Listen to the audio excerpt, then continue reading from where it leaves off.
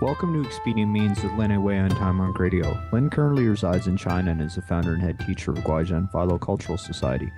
He has extensive experience in Buddhist and Taoist meditation, Qigong, martial arts, and traditional Chinese medicine. To learn more about Lin, please visit his website at www.guizhenhui.net. Tonight, Lin will be continuing his commentary on the Tao Te Ching chapters 61 through 70. Welcome back, Lin. Good morning, or good evening. Yeah, the evening where you are, morning where I am. Yes. So we're going to decode the true Tao Te Ching once again, right? More decoding. The heart of the matter, so to speak. Yes, hopefully. All right. You want me to start off with 61? Sounds good. Okay. The large country is like the lowest river, the converging point of the world, the receptive female of the world. The female always overcomes the male with serenity, using serenity as the lower position. Thus, if the large country is lower than the small country, then it can take the small country. If the small country is lower than the large country, then it can be taken by the large country. Thus, one uses a lower position to take, the other uses a lower position to be taken. The large country only wishes to gather and protect people. The small country only wishes to join and serve people, so that both obtain what they wish.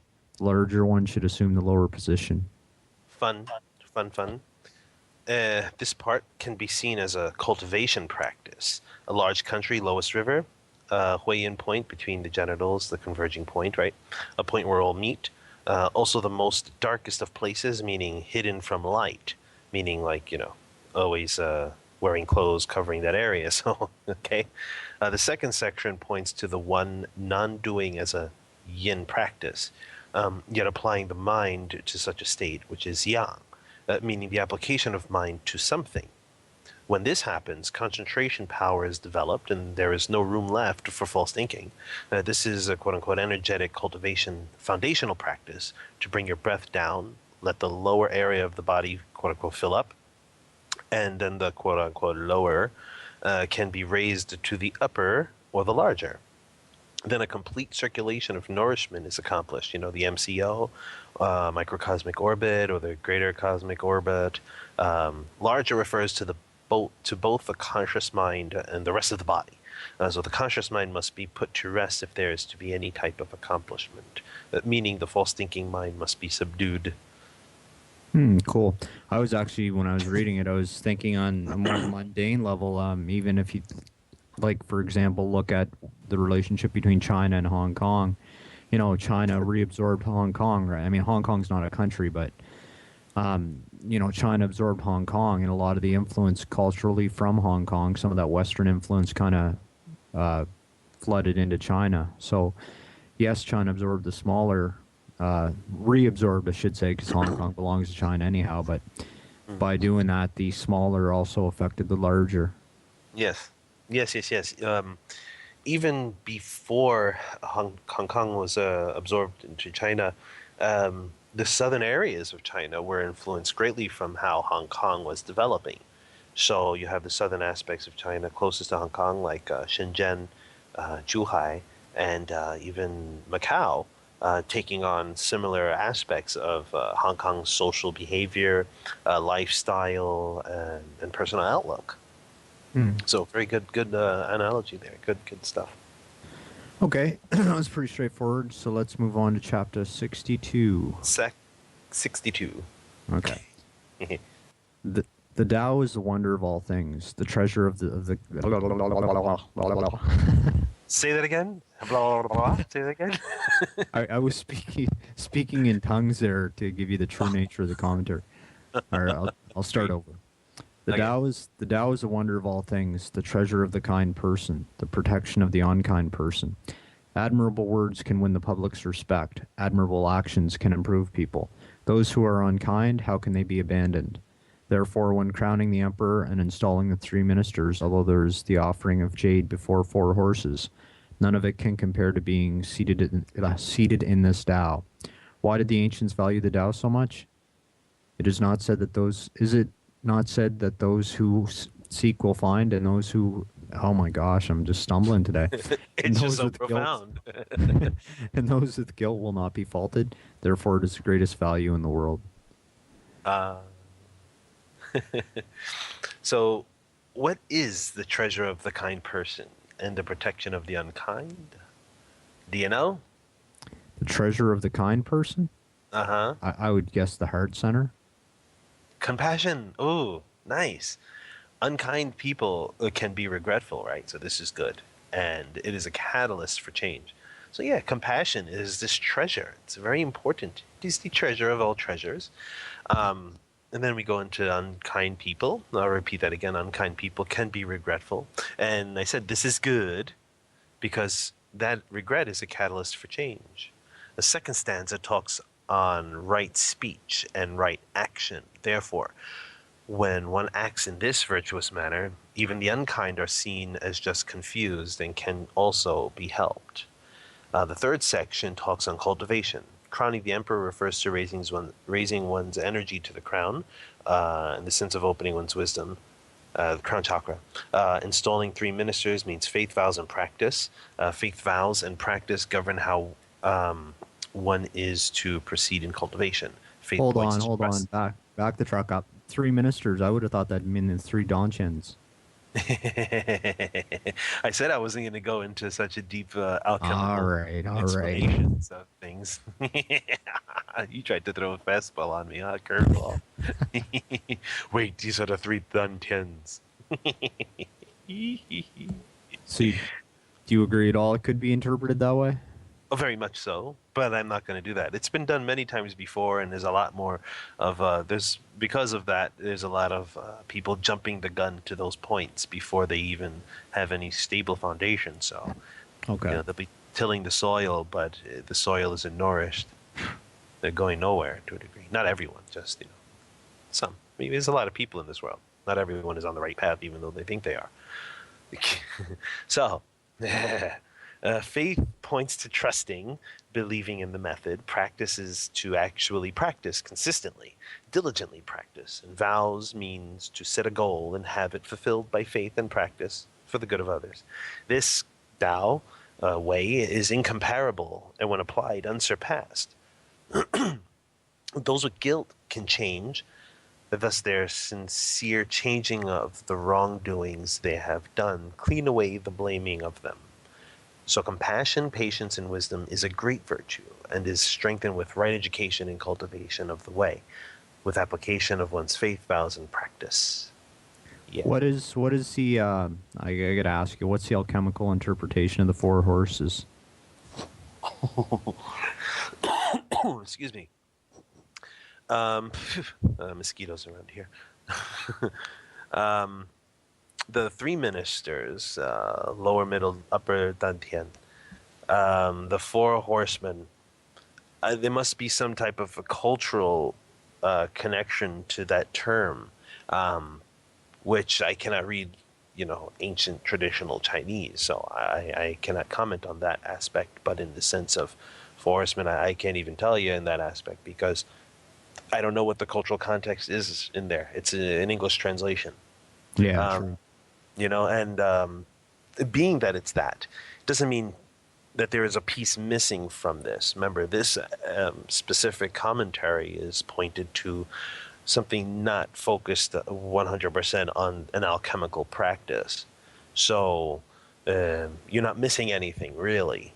When I was young, 8 years old, starting in meditation, I knew nothing of a dantian, nothing of the chakras until I was like 12, and I asked my sister, who was my teacher, why is my chest vibrating? Why is my pelvis vibrating? Why is my spine, the tip of the spine and this area vibrating? In the middle of my abdomen vibrating? My throat, my third eye, all I knew was a third eye, and the top of my head. What the hell is happening here? My body is vibrating very aggressively when I'm doing lying meditation.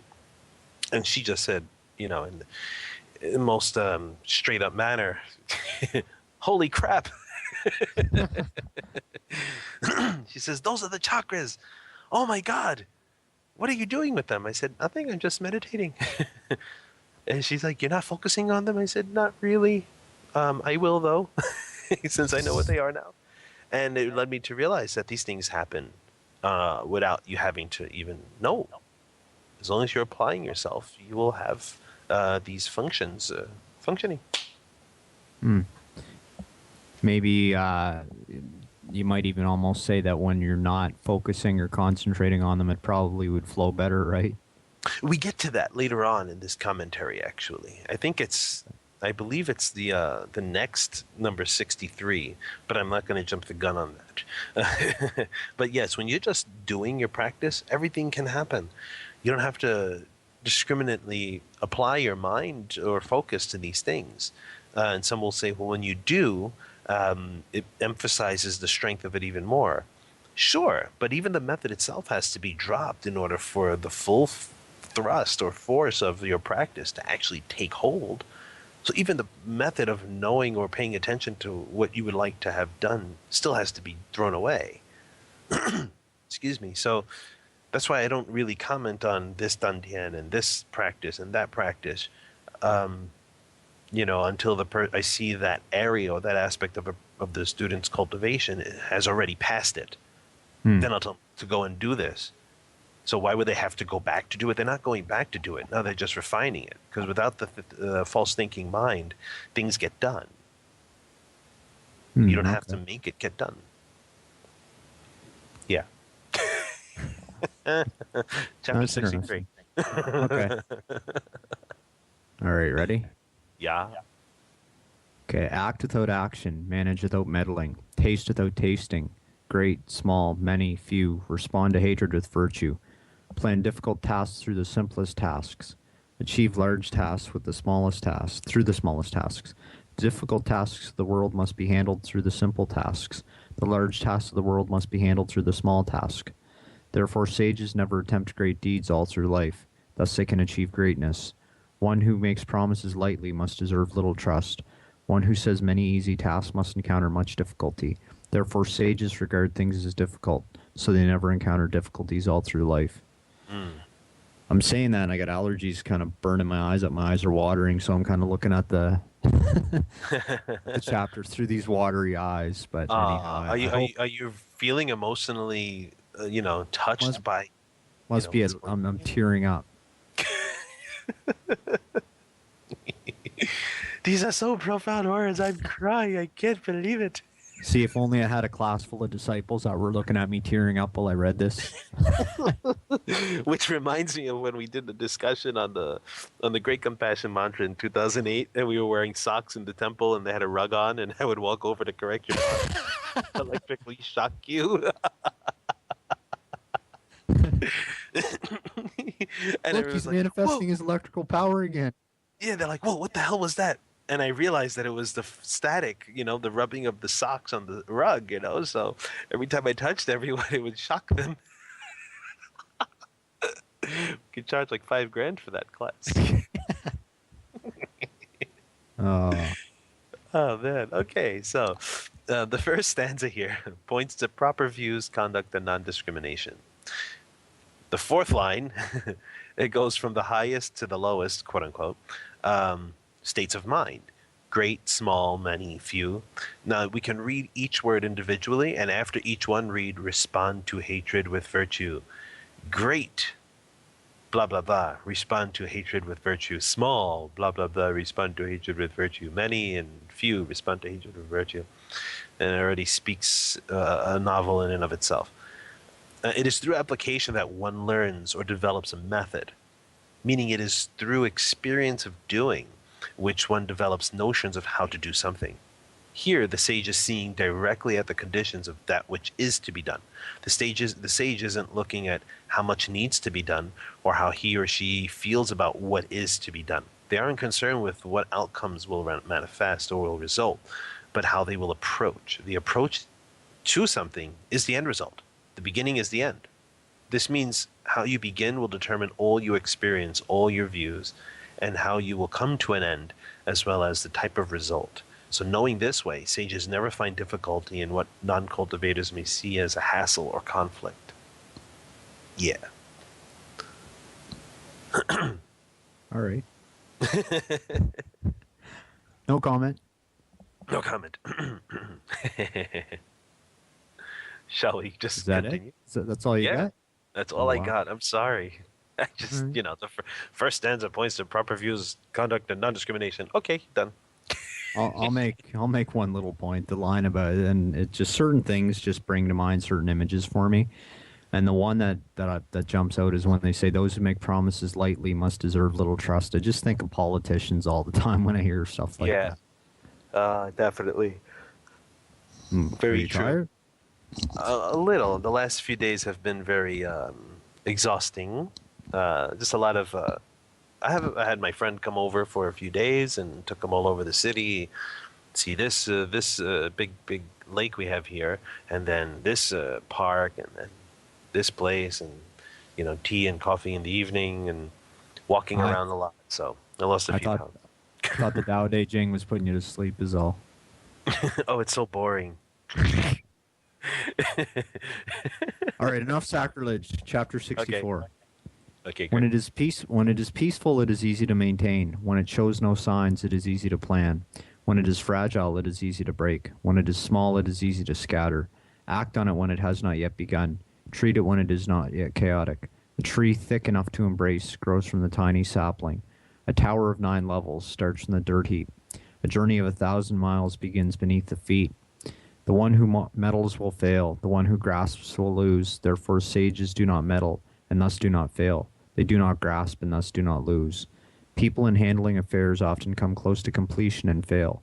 If they are as careful in the end as they are in the beginning, then they would have no failure. Therefore, sages desire not to desire. They do not value goods that are hard to acquire. They learn to unlearn, to redeem the fault of the people, to assist the nature of all things, without daring to meddle. And I gotta say, this is one of my favorite chapters by far. Wow. Well, this isn't actually too long. Actually, this chapter. Well, that's relative. I mean, compared to some of the chapters, it's long, but compared to books, it's not very long at all. But Yeah. in profundity, I guess, it's still pretty deep. Well, the first two lines, when it is peaceful, it is easy to maintain. When it shows no signs, it is easy to plan. This is about cultivation. In the beginning, there is nothing to think about, so all the preparations for practice are not confusing. You know what to do. Oh, I got to sit. I have to do this. Okay, I'm just going to do it.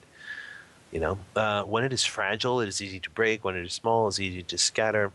How can, quote unquote, it be fragile by it being turned upside down and inside out, covered by false thoughts? It is the practice. So it becomes fragile when there's a lot more thinking applied. When you're sitting there and you've done your practice for some time, you're going, oh, well, I have to do this again, and I'm going to go and sit, or I'm going to go and breathe, or I'm going to go and apply this thing or that thing. And then you kind of get a little build-up thoughts about what it can do for you and, what's going to be the end result. So things become a little difficult now, you know. We go on further. The stanza, act on it, all the way down till begins. Let me see, where is that? Act on it when it has not yet begun. Then we go through a few lines, then the ending of that stanza goes, begins beneath the feet. A lot of Um, people interpret that or translate that as a journey of 1,000 miles begins at a single step or something, but I think the uh, actual translation is beneath the feet. okay. So Anyway, just Lao Tzu never actually said the journey of whatever miles begins with a single step. He just said begins at your feet. right, pretty much. Same, Well, same difference though. yeah. That whole stanza means in the beginning there are no false thoughts and practice is easy. Yet when some time goes by, an experience sets in, laxity sets in, and further breeds more laziness. So act on means to be mindful in the beginning, the middle, and the end, and the foundation, all the ways to the goal is strong. The next stanza points to false thinking and experiences, states when in cultivation of meditation, in any meditation, there is a grasping or an idea to try this or that method. You open yourself up for danger, failure. Thus, the sage simply applies effort, doesn't go chasing states, feelings, powers, etc. Handling affairs means cultivation. They fail when coming close because they lose their vigor. Strong in the beginning but lazy towards the end, and it leaves a big door open for false thinking and grasping to enter so subtly. And the last stanza points clearly to non-discrimination. Unlearning is to strip the mind free from all notions that are developed from childhood all to the current point. So from childhood, our notions of the world are a mixture of what our parents thought, friends, teachers, society thought, and utilized. So eventually, that becomes so deep rooted that we identify with it and hold so strongly to them. So this is what is unlearned. That's what's unlearned. Redeem the fault of the people is to be an example to people, that people can awaken and become sagely. So the fault is ignorance. Without daring to meddle means the sages do not impose their own notions of the world on others, but simply lead by example and speak principle when conditions are proper for people to hear them. It could be one person, two people, or any amount of people that they would speak to. The second last stanza is the one that always strikes me because this is just sort of the way my life is. I don't know why, but it's in my nature that I'll start a project and I'll get 95% done, and then I'll stop and leave the project and move on to something else. And I know this is in my nature, and I try not to be this way, but it's like I'll read a book and I'll get 2 chapters left, and I'll put the book down for like a year before I pick it up again. Or I'll start, some other project and I'll get almost to the end, and then I'll leave it for like months, and then I'll move on to something else. I think that's called, is that procrastination? It might be procrastination or boredom, or I don't know. It's a weird thing. I mean, you would think you came this far, you might as well finish it, but it's Right. just one of those things. I don't know. And I Yeah, know I try not to be that way, and I know it's in myself, but I still seem to do it constantly. we say that in Buddhism, that in the beginning of practice, the first 2 years of Buddhas are the closest to you. They're very close to you. And you're very ecstatic, and everything is going like full force for you. Then after the first 2 years, things start to slow down, and you're sitting there, and the Buddhas are very far away. It just means that the vigor has started to wane. The mind started to have reached a certain state of lack of vigor, laziness, familiarity, which helps to create false thinking, and then all of a sudden you just put it off. Yeah. You get so close to getting it, and all of a sudden you just let it go. Yeah, it's something I wish I could overcome. I'm working on it. It takes time. All But if right. you give me $5,000, I will. Give me the secret practice that will allow me to complete all my projects. I mean, after 2 years, you won't even remember that I did it, and it'll be like, well, I really haven't been doing this, so you'll be blaming yourself. You won't be blaming the method I give you. That's a good trick. All right, let's move on. Or should we just stop here and maybe do the rest next week? 'Cause, whatever, right? Yeah, just whatever. We can, we can I'm just kidding. stop. Yeah. All right, Yeah. chapter 65. Those of ancient times who were adept at the Tao used it not to make people brighter, but to keep them simple. The difficulty in governing people is due to their excessive cleverness. Therefore, using cleverness to govern the state is being a thief of the state. Not using cleverness to govern the state is a blessing of the state. Know that these two are both standards. Always knowing these standards is called mystic virtue. Mystic virtue, profound, far-fetching. It goes opposite to material things. Then it reaches great congruence. Far-reaching. Mystic virtue, profound, far-reaching. Yes. You said far-fetching. Oh, did I? Far-fetched mystic virtue. Okay, sure. That's that can work. It's just unbelievable. It's great. Hey, in front of me. Wonderful. This is great. So, this whole thing, both regarding cultivation and society. But here we'll talk on this aspect. The adepts, sages, adepts, those very good in cultivation, didn't want people to be brighter only because their minds were trivial with the ideas of a self. Brightness would be taken as an identity then, and thus create more views, more false views. So simplicity, tending to a farm, servicing society, these keep people focused on doing one thing, thus not wasting their energy, not making their trivial thinking mind even more trivial with more ideas of reality. You keep things in the beginning, very, even in the middle, just very blah. I do it with my students. It's like, oh, I had this feeling. Okay, great, good for you. So what are you doing? You know. So how else did you? Did you memorize the mantra yet? You know. But I had this tickling feeling on my chakra, on my crown of my head, or another student or another student turned around and says, my elbow felt so strange and expanded, and it felt like I was like, good. Did you memorize the mantra yet? No. Okay, good. Well, memorize it first. So it's like the really simple things. Have you changed your attitude yet? Have you changed this? No. Don't worry about how big your elbow's getting. You know. So, cultivating adepts of the Tao, cultivators of the way who had students, didn't want their students to be full of themselves. So they had them focus on simple matters, a single thought, or a simple focus. Okay, that stops people from creating more false thinking. It has nothing to do with, oh, those adepts don't want people to be really great and wonderful. They kept secret teachings for 5,000 tales of silver.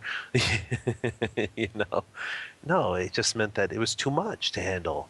When they awoken, it was sudden. It was like, oh, after all the gradual years of practice or lifetimes, now I finally get it. Let me bring it this way too. And then give people the slow method, because not many have the capacity to get the quicker methods. Yeah, I think a lot of people could look at this stanza and say, well, the Tao is against intellect. It doesn't want people to be intelligent, but I think it's more pointing at the egoistic thinking or false thinking, right? With the term cleverness. Yes. And people refer to false thinking. That weird. People here refer to false thinking and thoughts. The more you try to quiet the mind, the more thoughts you create. Thus, do not look for shortcuts or make excuses for why your mind is the way it is. Just do the practice. And when you can't get a hold of it, when you find there's more false thinking, just take a breath. Stop for a short moment. It allows you to acknowledge that you have come to a point of difficulty and then simply go back to it. Eventually, it'll pass with ease. Mystic virtue is simply unobstructed application of vigor. Far-fetching. Far-fetching mystic virtue. The 4 horsemen of evil following behind you to destroy the world. I'm kidding. All right. Should I keep going? Yes. Okay. Yes. Chapter. Wait. Chapter 66. Secret numbers to uncode. Okay. All right. Rivers and oceans can be the kings of 100 valleys because of their goodness in staying low, so they can be the kings of 100 valleys. That's kind of odd, isn't it? Kind of repeats that twice. Thus, if sages wish to be over people, they must speak humbly to them. If they wish to be in front of people, they must place themselves behind them. Thus, the sages are positioned above, but the people do not feel burdened. They are positioned in front, but the people do not feel harmed. Thus, the world is glad to push them forward without resentment, because they do not contend, so the world cannot contend with them. Okay, this is the very, very long comment I've written up here. And it's selflessness and virtue, period. Okay. I can say it really slow. Selflessness and virtue. That actually sounds like that's how Skype reacts sometimes. Well, basically, I just put the whole entire chapter as selflessness and virtue, and if you can let your imaginations run with that, you'll be safe. Do you care to comment? Well, I'm just trying to pick out some crazy secret alchemical symbology, Awesome. but it's just not really doing anything for me right now. Cool. Pretty straightforward. Do you want me to keep going? Yes. Poor chapter 66. That's all it gets. All right, 67. Everyone in the world calls my Tao great, as if it is beyond compare. It is only because of its greatness that it seems beyond compare. If it can be compared, it would already be insignificant long ago. I have 3 treasures. I hold on to them and protect them. The first is called compassion. The second is called conservation.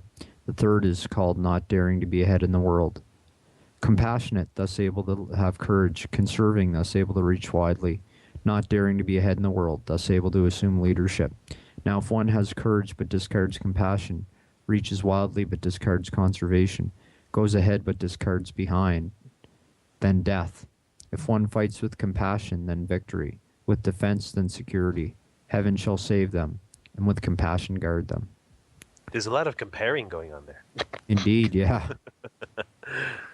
Well, this is pretty short too. Just kidding. The three treasures he's talking about are the essence, energy, and spirit of all things relative. Compassion, conservation, and not daring to be ahead in the world, so non-contending. I believe the whole passage speaks clearly unto itself. For me. I'm kidding. But to clarify it a little simply, compassionate behavior, compassionate living, is overall, quote-unquote, doing of the original thus nature. The overall doing, and I just put that in quotes because just for the sake of saying it, not that anything is actually being done or things are not actually not being done. I'm just using it as a way to explain the idea here. The bright, pure nature of all things permeates all directions and all things. If it didn't, then it wouldn't be pure, bright, great, and thus like. So in acting this way, it is being in accord with the right practice. Conservation is to not waste, obviously, right? What are we not wasting, though? Our essence. So we're not indulging in anything that takes away our life force in big bold print here. Thus, not grasping with our senses, not falling prey to greed, anger, ignorance, and desire, sexual desire, and then desire generally. The rest is quite clear as to what he's talking about here, hopefully. So we won't go there. Yeah, I was hoping you'd bring up the sex part because I seem to be obsessed with that because I was going to bring up that conservation is not indulging in too much sex. No, he means to turn off the water when brushing your.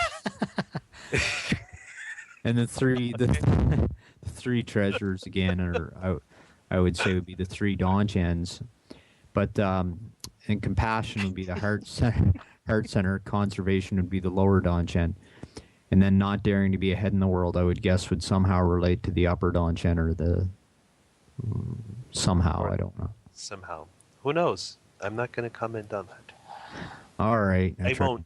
I tried to make you go there. Okay.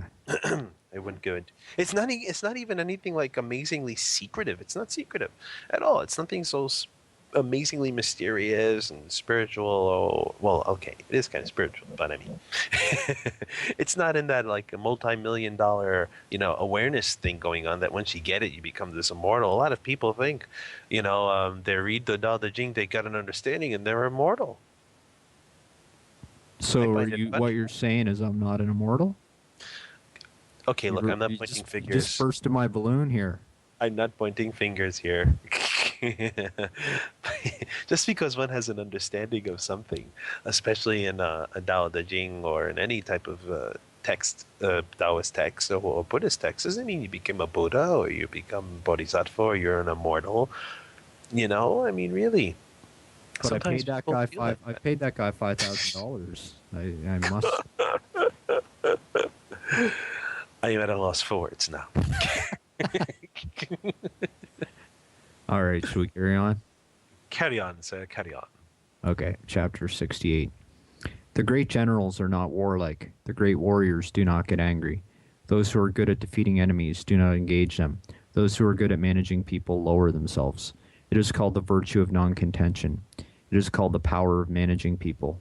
It is called being harmonious with heaven, the ultimate principle of the ancients. Yes. What do you think? Well, it's sort of, I don't want to make a comparison, but it brings to mind some of the stuff that Sun Tzu says in The Art of War, right? That basically knowing your enemy and knowing yourself, you shall not be defeated in 1,000 battles. Basically, if you know your enemy, sometimes you would know that it's not a good time to even fight them, or nothing would be gained by fighting them, right? And again, great generals. Sometimes we think, these generals that won the most battles are really the great generals, but in fact, some of the greater ones are actually the ones that prevented the wars, right? Yes. Yeah, that's all I got. No, it's good. Generals and warriors, and we're gonna look at it. We're gonna look at it in the cultivation manner. Ha ha ha ha ha ha ha. They're metaphors for those who cultivate and put an end to their false thinking. Instead, that false thinking of the mind is like a thief, stealing away the life force from you. When you defeat it, you realize that there was actually nothing to defeat. There was nothing defeated. The very thing actually just disappears, and so you realize that there was nothing there in the first place. So all false thinking empowers false notions of reality. When this stops, the true nature is realized. It can be used in the martial way, martial arts way too. But even if it was, it doesn't mean that one applying it is, some enlightened being. One is some great person they can apply the Tao Te Ching to, and they're going to be undefeated in a fight or something. I've heard or read somewhere that the generals are a metaphor for something in the body as far as cultivation, but I can't remember at the moment what it referred to. Oh, okay. I'll have to look it up and get back to you. Enlighten me next time about it. All right, you want to carry on? Yeah. Chapter 69. 69. Yeah, I wasn't going to go there. In using the military, there is a saying, I dare not be the host, but prefer to be the guest. I dare not advance an inch, but prefer to withdraw a foot. This is called marching in formation without formation, raising arms without arms, grappling enemies without enemies, holding weapons without weapons. There is no greater disaster than to underestimate the enemy. Underestimating the enemy almost made me lose my treasures. So when evenly matched armies meet, the side that is compassionate shall win. Yes. And how I've commented with this is strictly on cultivation. Military refers to the concentration power. Do not identify with the tools, but utilize them for the purpose of having to let them go when it is time. Do not move. Do not make one movement in the body, mouth, and mind in meditation, in investigation of the mind. For once you do, much more effort is needed to stop, and also more false thinking appears. Thus, concentration power is greatly needed in cultivation. Underestimating the enemy means thinking one got something great when indeed it wasn't anything special. Almost lost the treasure means having almost given in to greed, anger, and ignorance. Desire, meaning grasping, which makes one lose their cultivation, their virtue. Yeah. Yeah, that's exactly what I was going to say too. Cool. I knew you knew. Yeah, actually, no, it's pretty. The part about I think one of the most important parts of the stanza is obviously underestimating the enemies almost made me lose my treasures. I think that's sort of key to understanding it, right? Mm-hmm. Yes, yes. If they're gonna think Lao Tzu put on a sword and went into battle, there's something going on here. All right, let's go on to chapter 70. 70. Yeah, this is another good chapter. They're all good chapters, but some of them I just seem to resonate with me more. No, this is just really boring. He was drunk when he wrote this chapter. My words are easy to understand, easy to practice. The world cannot understand, cannot practice. My words have basis. My actions have principle. People do not understand this. Therefore, they do not understand me. Those who understand me are few. Thus I am highly valued. Therefore the sages wear plain clothes, but holds jade. And my dog, when I read this chapter, my dog outside barked, and that brought to mind that saying you said in Chinese that when a dog barks, or it means whatever you're saying is true. Yeah, so. And they bark 3 times, that means you're on the way or something like that. She only barked once, so I guess. Oh, you remember that? I said that in the first interview back in January. I have a weird mind. Like, it picks up weird little things, but I could never remember to pick up a quart of milk on the way home. I don't know. Me neither. I never remember to buy milk on the way home. Oh, I don't drink milk. Right. There you go. That works. Okay. Let's go this way. Read from the last sentence first. Read the last sentence first. Therefore the sage wears plain clothes but holds jade. That means the mundane is the method to realization. The sage wears plain clothes so as not to have people create more false thinking about how a sage should look. And because people hold much to materialism, to views of a self, etc., They do not understand much. That's all I got. For the whole thing? Yeah. Man, you're really letting me down. This isn't gonna be much of a commentary. I guess the line I really like was always my words are easy to understand, or my words are easy to understand, easy to practice. But you know, yes, they're easy to understand, easy to practice, but people tend to either complicate everything he says or make it into some difficult practice. And that reminds me of another saying, one of the associations I'm sort of associated with. They said back in the olden days, it was very difficult to obtain the methods to cultivate, but once you obtain the methods, it was relatively easy to cultivate. Nowadays, the methods are everywhere, but it's very difficult to cultivate. Yeah. That's just like a big pain in the butt.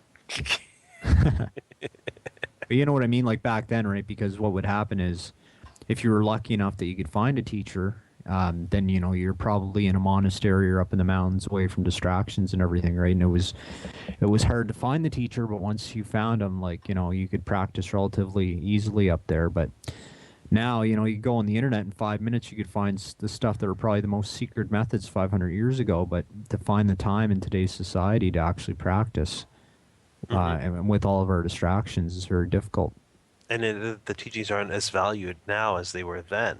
Exactly. Yeah. Okay, they're too easy. They come a dime a dozen now. You can find them anywhere and everywhere. And the value, the mind of value to it is very weak.